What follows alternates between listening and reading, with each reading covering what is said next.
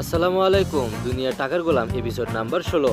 আজকের পর্বটি অনেক বেশি ইন্টারেস্টেড এবং অনেক বেশি মজাদার হতে চলেছে, কেননা আর এই পর্বে অনেক বেশি এক্সাইটমেন্টও থাকবে, কেননা এই পর্বে এবার গোলাম পুরোপুরিভাবে শেহজাদ হয়ে উঠবে।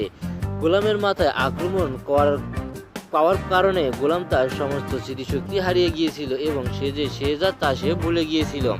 কিন্তু এই পর্বে লক্ষ্য করে দেখা যায় যে এই গোলাম যে আসলে সত্যিকারের শেহজাদ তা এবার পুরোপুরিভাবে প্রমাণ পাবে, কেননা রিশাদ গোলামকে আক্রমণ করার ফলে গোলাম তার সমস্ত স্মৃতিশক্তি হারিয়ে ফেলেছে।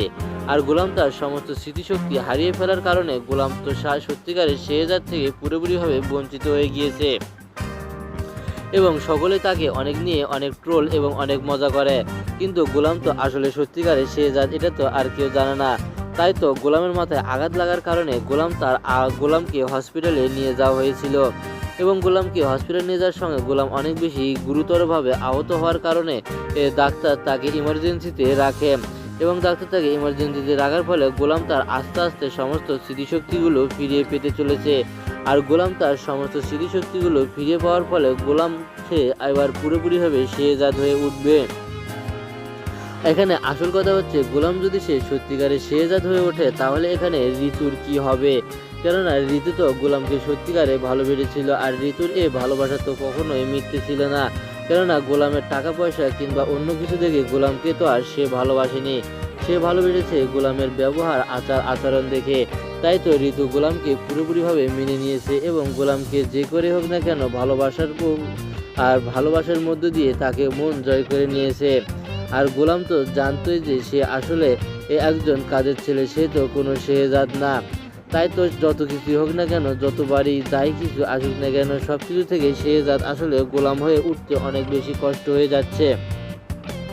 কিন্তু এবার রিশাদ যখন গোলামকে আক্রমণ করে দিয়েছে তখন ঘটনাটি অন্য জায়গায় ঘটে গিয়েছে। আর রিশাদ গোলামকে আক্রমণ করার ফলে রিশাদ পুরোপুরিভাবে ভেঙে পড়েছে, কেননা রিশাদ তো জানে না যে গোলাম আসলে কতটা ভয়ঙ্কর। হয়তোবা রিশাদ ভেবে নিয়েছে যে দাউদ খানের সঙ্গে হাত মিলানোর ফলে দাউদ খানের লোকজনেরা গোলামকে আর কিছুই করবে না, কিংবা গোলামকে কিছু না করলেও তাকেও কিছু করবে না। কিন্তু সে তো আর জানে না যে গোলামের থেকেও দাউদ খানের থেকেও গোলাম আরও বেশি শক্তিশালী। আর এই কথা শুনে অনেক বেশি ভয় পেয়ে গিয়েছিল সকলেই।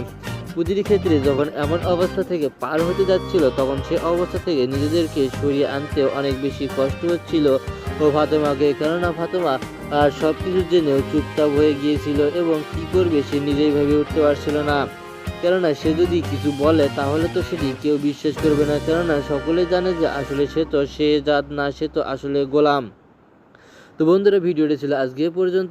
যদি ভিডিওটি ভালো লেগে থাকে তাহলে চ্যানেলে সাবস্ক্রাইব করে দিবেন। ধন্যবাদ সকলকে এই ভিডিওটি দেখার জন্য। তো সকলের সুস্থতা কামনা করছি। ধন্যবাদ সকলকে।